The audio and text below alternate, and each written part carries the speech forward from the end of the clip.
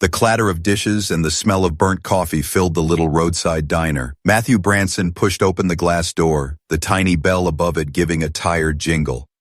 He was used to walking into boardrooms where everyone rose to their feet, but today he stood in the doorway of a place that seemed forgotten by time. Torn vinyl booths, a flickering neon sign, and a jukebox that hadn't worked in years. Matthew adjusted the cuff of his tailored suit. He was supposed to be on his way to a high-level meeting in Phoenix. His driver's flat tire had stranded him here, miles from the sleek glass towers where he belonged. He wanted nothing more than a cup of coffee before figuring out his next move. "Morning, can I get you started?" a voice said gently. He looked up and froze. The waitress in front of him wasn't just another tired worker with a faded apron. It was Renee Parker, the girl who once sat on the front steps of her apartment building quizzing him on math problems, the girl who believed in him when no one else did, his closest friend from school. But she looked different now. Her hair pulled back, her hands rough from years of work. There was a tired curve in her smile, and her eyes carried the weight of long, unseen battles. For a second, she didn't recognize him. "Coffee black?" she asked, balancing a tray on one hand. Matthew's throat tightened. 20 years had passed since they had sworn to chase dreams beyond their broken neighborhood. He had kept that promise. He had built an empire. She was here, wiping tables for tips. When her eyes finally locked on his, a flicker of recognition spread across her face. "Wait. Matthew? Matthew Branson?" He smiled softly. "It's been a long time, Renee." Her laugh was small, almost disbelieving. "I'll say, look at you. What brings you to a place like this?" "Flat tire. Wrong exit," he answered quickly. Oh, inside, something told him this wasn't an accident. It felt like fate had dragged him here. Before he could ask more, a harsh voice barked from behind the counter. "Renee, quit talking and get those orders moving." She flinched, muttered a quick apology, and hurried off with practiced steps. Matthew's jaw tightened. He wasn't used to seeing her like this, being ordered around, treated as if she were invisible. From his corner booth, he watched her carry heavy plates, dodge impatient customers, and swallow insults with a smile. She never complained, but when she thought no one was looking, her shoulders sagged, and exhaustion crept over her face. Finally, between tables, she slid into the booth across from him for a moment. "So, what have you been up to all these years?" she asked, trying to sound casual. Matthew hesitated. How could he explain that he was now a billionaire real estate mogul, with skyscrapers carrying his name? He didn't want a wall of money to rise between them. "I've been busy. Real estate work," he said simply. Her brow lifted. "Real estate? Like houses?" "Something like that," he replied with a small smile. She nodded, though her eyes seemed curious. Then she glanced back at the kitchen. "I better get back before my boss explodes." As she walked away, Matthew's heart ached. This was the same girl who once dreamed of owning a bookstore filled with light, art, and laughter. The girl who gave him courage when everyone mocked his thrift store sneakers. And now here she was, serving coffee in a place where no one seemed to see her worth. Matthew leaned back, fingers drumming against the table, a thought burning in his mind. How could someone so extreme?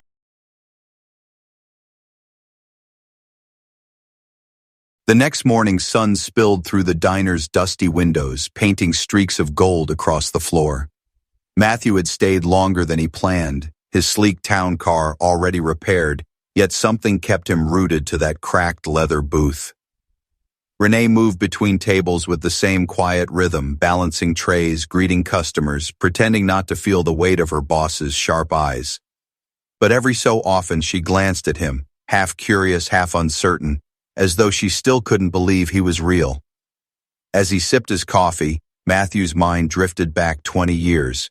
He saw them as kids, two dreamers sitting on the steps of her apartment building. His grades had been slipping, and teachers whispered that he wouldn't make it far, but Renee, smart, fearless, relentless, had refused to let him quit. "Don't you dare give up, Matt," she had said, shoving a notebook into his hands. "You're going to be someone. You just need to fight harder than the rest of them." He remembered how she stayed up late helping him with fractions, even when she was tired from her own chores. how she'd share her sandwich with him when he had none, how she'd whisper, "One day, we'll get out of here." And he had. He had climbed, built, conquered. But she, why was she still here? A voice snapped him out of his thoughts. "You sure you don't need anything else?" Renee asked, sliding another refill onto his table. Matthew studied her closely. The faint lines near her eyes, the calluses on her fingers, the forced smile that never quite reached her eyes. "You work too hard," he said softly. She shrugged. "It pays the bills." Just then, a group of young men in business suits entered, their laughter loud and careless. They slid into a booth and immediately started teasing the staff. When Renee approached, one of them smirked. "Hey, sweetheart, bring us the specials, and don't mess it up." Matthew's hands tightened into fists under the table. He watched as Renee nodded politely, taking their order, even as they laughed at her. She didn't react, didn't fight back. She'd learned to survive by swallowing insults. But Matthew saw it, the flicker of pain in her eyes, the way her shoulders sank when she turned away. When she returned to his booth later, she tried to hide it with a smile. "Sorry you had to see that." "You shouldn't have to put up with it," he said firmly. "It's just part of the job." She stirred her coffee, her voice low. "People like them, they look at me and see nothing. Just a waitress in a small-town diner." Matthew leaned forward, his voice steady. "That's not what I see." For a moment she froze, as though his words had cracked through the armor she'd built around her heart. But then she gave a small laugh, shaking her head. "You always were too kind, Matt. Some things don't change." He wanted to tell her the truth, that he wasn't just passing through, that he had the power to change her world in ways she couldn't imagine. But something stopped him. It wasn't time yet. She deserved to be seen for who she was, not for what he could give. As the sun dipped lower outside, Matthew knew one thing for certain.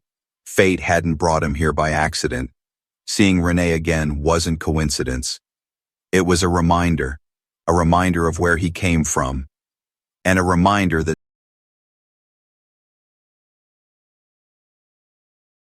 the diner grew busier as the lunch crowd poured in. Truckers, farmhands, and traveling salesmen filled the booths, the air buzzing with chatter and clinking cutlery. Renee moved between them with quiet grace, balancing plates in both hands. But the louder the room became, the more invisible she seemed to everyone around her. Matthew noticed it. He saw how customers waved her off impatiently, how they spoke without looking her in the eye. He saw the way her boss barked orders from behind the counter as if she were a machine, not a human being. The breaking point came when the group of suited men called her over again. Their voices were sharp, their laughter edged with cruelty. "Hey, waitress," one of them sneered. "This soup is cold. Did you forget how stoves work?" Renee apologized quickly, taking the bowl back with steady hands. But when she turned, Matthew noticed the tremor in her fingers. Another man leaned back in his chair, smirking. "You'd think after all these years people like you would at least get service, right?" The words hung in the air like poison. A few customers glanced up but said nothing. Silence wrapped around the insult as though it belonged there. Matthew's jaw clenched. Every instinct screamed at him to stand, to put them in their place. But he held back. He wanted to see how Renee carried herself, how she chose to respond. She returned with a fresh bowl, setting it gently in front of them. "Here you go, sir," she said softly, her voice steady despite the sting of humiliation. But instead of gratitude, the man laughed. "See, you're good for something after all." Matthew's hands tightened into fists under the table. The weight of his watch pressed into his wrist, a reminder of the empire he had built, the power he carried now. But here in this moment, none of that mattered. What mattered was the woman in front of him, the girl who once believed in him when no one else did. When Renee finally came back to his booth, she carried the same weary smile. "Sorry you had to see that. Customers can be difficult." "You shouldn't have to take that," Matthew said, his voice low but firm. Her shoulders rose and fell in a small shrug. "It's life. You learn to keep your head down. If I speak up, I risk losing this job, and I can't afford that." Matthew studied her, a storm brewing behind his calm eyes. He wanted to tell her that she was worth more than this, that she deserved better, but he saw the heaviness in her face, the silent war she fought every day just to keep going. For the first time in years, Matthew felt powerless. He had billions in assets, skyscrapers with his name etched in steel, entire companies waiting on his word. Yet here he sat, unable to erase the pain carved into his friend's life. Still, he knew one thing: he couldn't leave things as they were. As Renee moved to the next table, Matthew leaned back, his mind racing. The men who mocked her thought she was invisible, but they had no idea who was watching. They had no idea the man in the corner booth wasn't just another customer passing through. They had no idea that justice was already walking toward.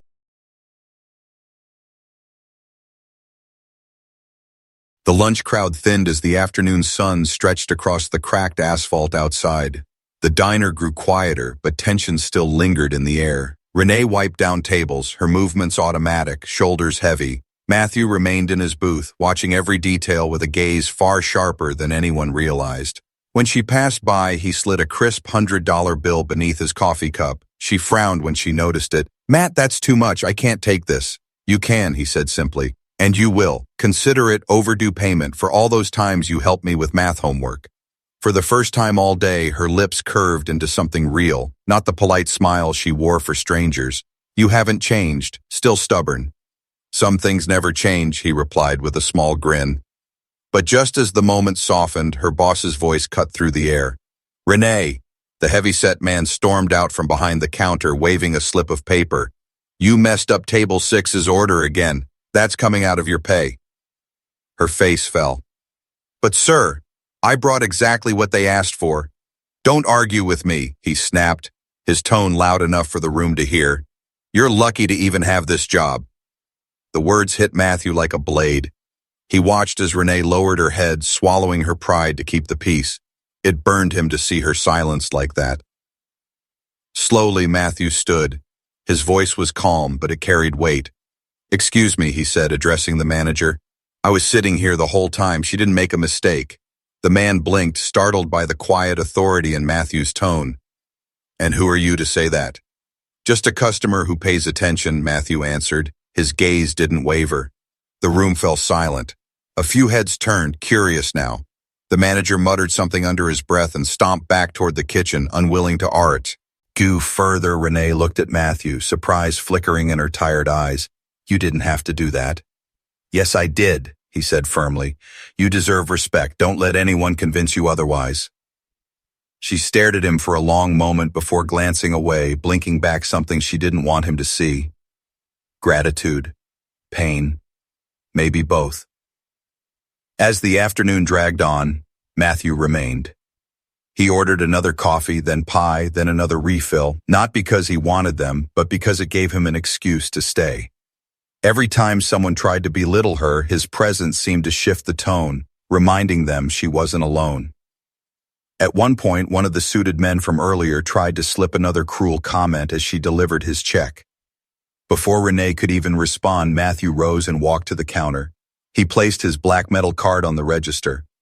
"I'll cover their bill," he said, voice even. The man looked confused. "You don't have to." "I said I'll cover it." His tone ended the discussion. The suits exchanged glances, suddenly less smug. Something in Matthew's presence unsettled them, though they couldn't explain why. He looked like a man used to being obeyed. Renee approached him afterward, frowning. "Why are you doing this? You don't owe me anything." Matthew looked at her, his expression unreadable. "Maybe not. But once upon a time you believed in me when no one else did. You saw something in me before I even saw it myself. That kind of debt isn't repaid with money. It's repaid with loyalty." Her breath caught. For a moment, the walls she had built around her heart trembled.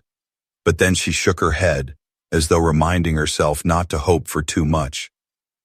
Still, as she walked away, Matthew knew he had planted something.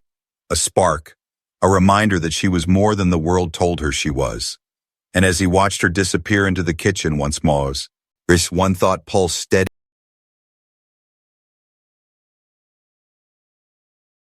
The evening crowd trickled in as neon lights flickered against the diner's windows. The air grew heavier, not with laughter, but with weariness.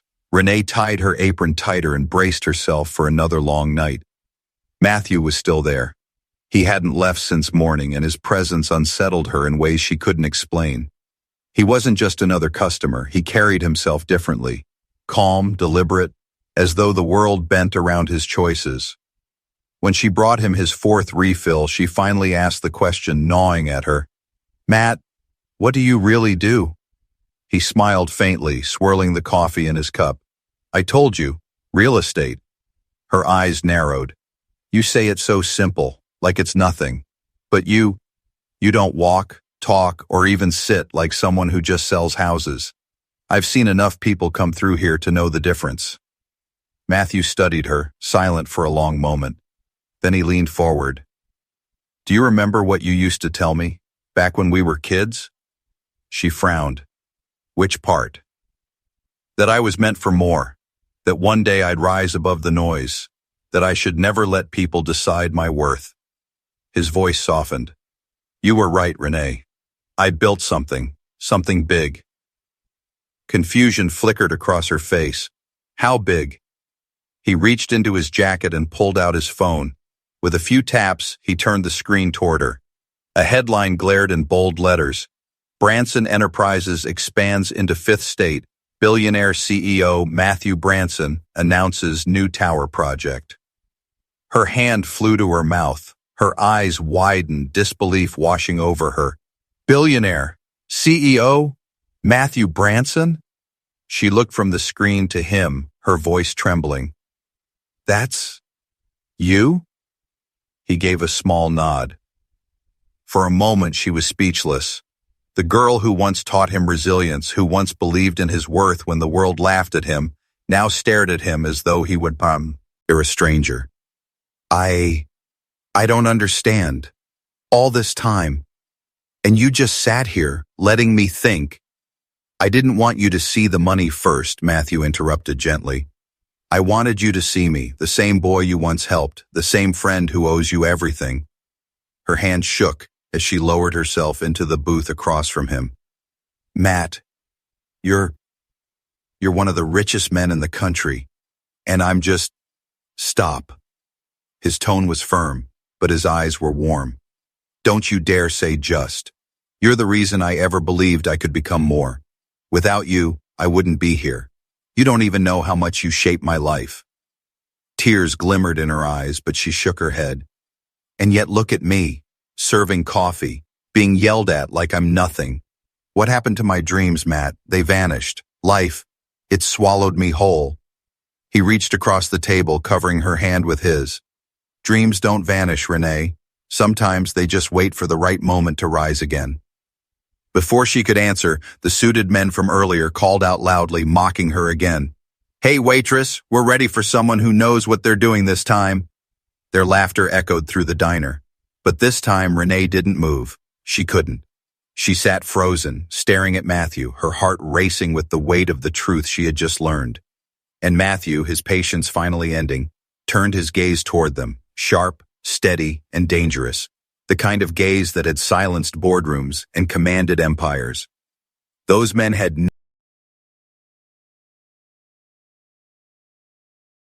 The laughter of the suited men still echoed through the diner, but this time the sound did not linger unchallenged. Matthew stood slowly, his tall frame casting a shadow across their table. His voice was calm, but the weight behind it silenced the room.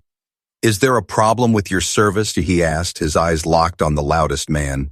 The group exchanged puzzled glances. "We were just having fun," one of them muttered. "Insulting a woman who works harder than any of you ever will isn't fun," Matthew replied evenly. "It's cowardice." The man scoffed. "And who exactly are you to lecture us?"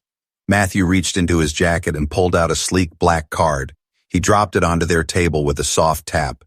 The embossed name gleamed under the neon light. Matthew Branson, CEO, Branson Enterprises. Recognition dawned instantly. The color drained from their faces. One of them fumbled for words. "Wait, you're..." "Yes," Matthew said, his tone sharp. "And I've been sitting here all day watching how you treat people.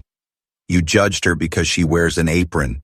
You mocked her because you thought no one important was listening. Well, I was." The diner had fallen completely silent.